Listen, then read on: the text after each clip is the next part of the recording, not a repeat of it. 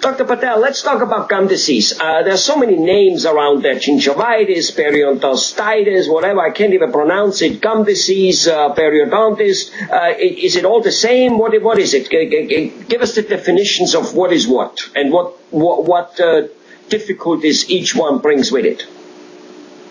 Well, gum disease basically starts by not brushing the teeth well. And once you do not brush the teeth well, within 30 days the bacteria which is in with the plaque around the teeth, they colonizes. Once they colonizes, it becomes a bit harder for the patient to brush and take out those hard, what we call the tartar, the calculus. Once the calculus goes inside slightly below the gums, it is called gingivitis. And once it breaks the tissue where the gum is attached to the tooth and reaches slightly more inside towards the bone, it is called periodontitis. So between the gingivitis and periodontitis, gingivitis is very, very easily treatable. But once it goes into the periodontitis, it keeps going inside. The tartar or the calculus keeps extending inside between the bone and the tooth structure itself. And it could be ending up with a severe, with a moderate and a severe periodontitis. Once it reaches the severe periodontitis, that means around the tooth itself, the root itself, about 50 to 70% bone loss has taken place. And in that situation, we may have to pull it out. Before, we used to try as much as possible to save those teeth, but now the great alternative of implant has been replacing that modality of treatment, and patients are going more for implants in those situations. So the gum disease again can be replaced, it can be gingivitis or periodontitis, and it can be depending on how severe it is.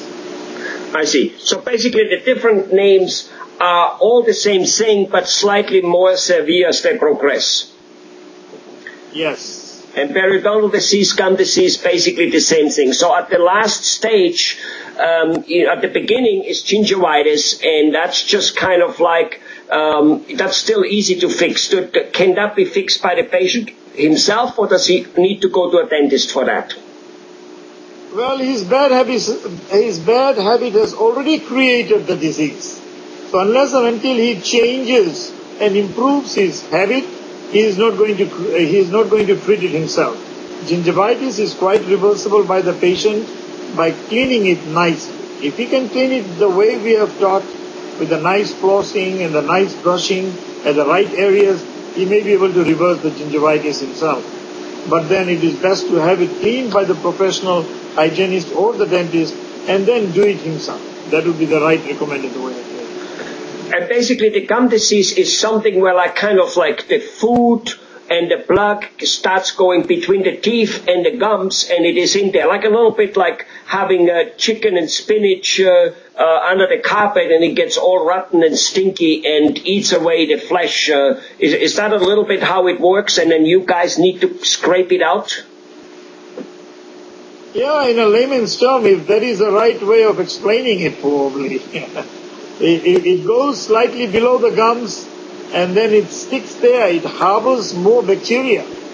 Once the bacteria is harbored by this sticky, gluey things between the gum and the tooth, what we call the plaque, and once the bacteria colonizes, it makes its own colonies and hardens up as it grows. And when it hardens up, it becomes calculus, when it's a bit difficult for the patients to clean. But before that, it would be easier for the patient to clean. Otherwise, it just progresses. I got it. Now, let me ask you. I have read in a journal that in Japan there was a university who did research, and they said that, for instance, gum disease brings down the immune system so heavy that, for instance, if a person has the HIV virus, it can easily go into AIDS because the immune system is so low. At the same token, in California, there was a lady she had a stillborn baby, and they found the gum disease, that yellow, reddish, ugly pus, that gum disease, they found it in her placenta.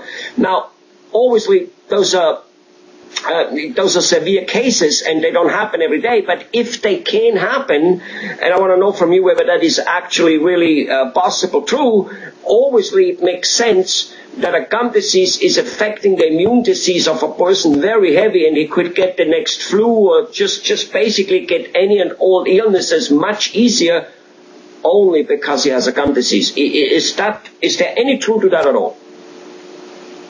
Yes, Almet. It should be the other way around, if you have to put it, because of the bad immune system in HIV, and because of the immune system goes down also in leukemia, and because in other normal conditions like in pregnancy and all that, the gum tissue is more prone to catching up this disease. And the disease, once it enters inside, and because of the bad immune system, it travels faster in the bloodstream. Even in the bad heart valves, when the patients have mitral valve prolapse and all that, we have to be very careful when we are actually cleaning around the gums, because the same principle applies.